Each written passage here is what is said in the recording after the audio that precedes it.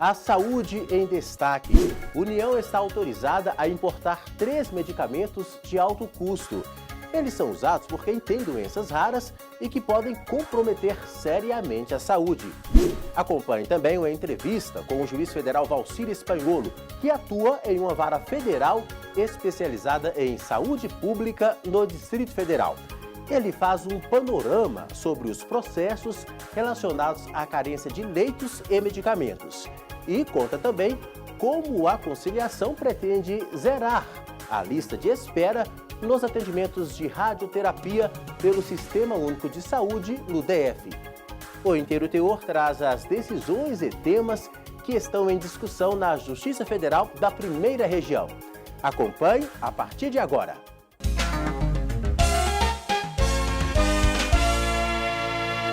A Justiça Federal do DF autorizou a União a importar imediatamente medicamentos de alto custo destinados ao tratamento de doenças raras, já que problemas burocráticos estavam impedindo o andamento das compras internacionais. Mas a União precisa cumprir uma série de medidas de segurança. Acompanhe comigo. A decisão liminar foi proferida numa ação coletiva, movida pelo Ministério Público Federal, distribuída à 21ª Vara Federal de Brasília, que é especializada em saúde pública. E vale para pacientes de todo o país que, mesmo amparados por sentenças judiciais anteriores, não estão recebendo medicamentos como Febrazime, Miozime e Aldurazime. Estes remédios são para tratar enfermidades raras, como a doença de Fabry, que causa transtornos digestivos, lesões renais e comprometimento dos vasos sanguíneos. De acordo com a Justiça Federal, esses medicamentos não fazem parte da chamada lista do SUS e a maioria deles também não conta com registro da Anvisa, a Agência Nacional de Vigilância Sanitária.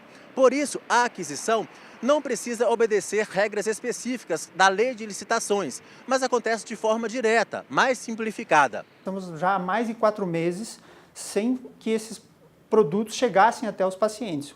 Os seus tratamentos, na verdade, estão correndo um sério risco. Há notícias, inclusive nos processos até de falecimento de pacientes. Isso me preocupou e me fez, dentro da fundamentação dos argumentos que eu expus na decisão, de que nesse momento aqui, muito mais do que dar razão a uma ou outra tese jurídica, seja do Ministério, seja da Anvisa, nós precisamos focar nos doentes do Brasil todo. O magistrado lembrou que, além de a União não estar conseguindo efetivar as importações, o problema vinha se agravando por causa do grande número de decisões judiciais isoladas, que provocam a quebra da ordem cronológica e da isonomia entre os pacientes. Mas a Justiça condicionou a importação direta dos medicamentos de alto custo a uma série de medidas de segurança que a União terá que cumprir. Essa liberação ela não se deu de uma maneira irresponsável ou sem se ater aos cuidados mínimos. O foco central foi liberar sim, mas sob condicionantes. Por exemplo, a União, para poder fazer chegar esses medicamentos até os pacientes, ela terá que pegar lote por lote e fazer por amostragem, levar a um laboratório que fará uma avaliação se esse produto, por exemplo, ele realmente é o produto que estão falando que estão trazendo. Segundo ponto, se esse produto não está vencido ou com a sua composição equivocada, adulterada, enfim, mecanismos de proteção para que nós não tenhamos um efeito adverso em relação aos pacientes. A Justiça Federal de Brasília informou também que deverá promover, em breve, audiências entre técnicos do Ministério da Saúde e fornecedores para garantir não só os menores preços, mas também a qualidade e agilidade desejadas no fornecimento dos remédios de alto custo. A seguir, uma entrevista com o juiz federal Valcir Spanholo, que atua na 21ª Vara Federal do DF, especializada em saúde pública. Até já!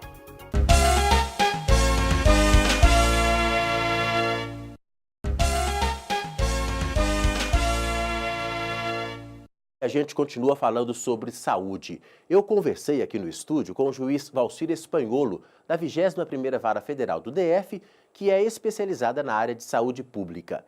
Ele explicou como a conciliação feita pela Justiça Federal, envolvendo Secretaria e Ministério da Saúde, Defensoria Pública, hospitais, entre outras entidades, pretende zerar a lista de espera nos atendimentos de radioterapia pelo SUS no Distrito Federal. Uma vitória para os pacientes e também para as varas especializadas, que conseguem de maneira mais ágil fazer a justiça. Doutor Valci Espaiolo, muito obrigado pela participação aqui no programa Inteiro Teor. Eu que agradeço a oportunidade de estar aqui, passando hoje um pouco da nossa vivência do dia a dia de uma vara especializada em saúde pública. Doutor Valci, em que consiste justamente esse projeto de especialização de varas em saúde pública, começando aqui pelo Distrito Federal? A saúde pública, as demandas na área da saúde pública, elas sofreram um incremento expressivo nos últimos anos.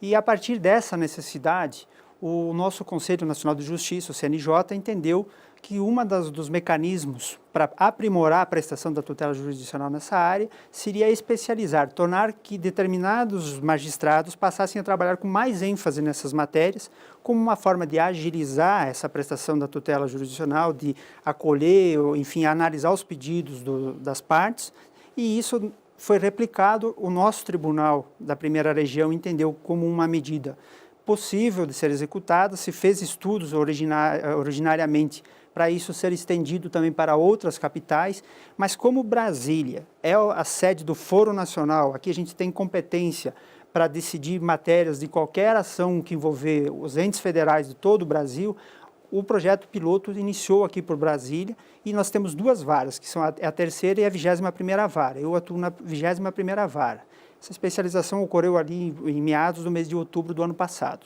No caso do Distrito Federal, por causa da Defensoria Pública do DF e também da Defensoria Pública da União, ocorreu uma ação civil pública que agora há pouco chegou a um acordo, não é relacionada à questão das radioterapias, que estavam bem paralisadas.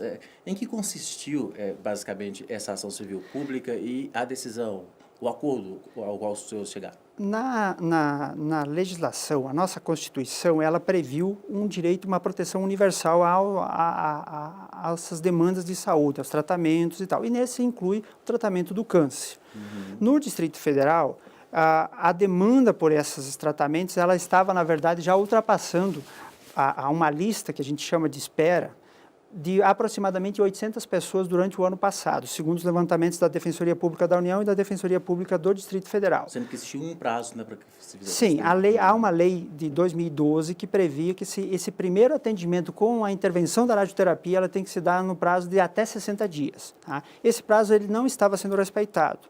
Aí a lista de espera, a fila de espera estava ultrapassando em muito esse prazo. As duas defensorias eles se uniram e propuseram uma ação coletiva perante a 21ª vara, que eu tive a oportunidade de trabalhar nela, e a gente analisou, inicialmente por ser uma matéria que envolve muitas questões, que na verdade administrativas, orçamentárias e de gestão propriamente, tá?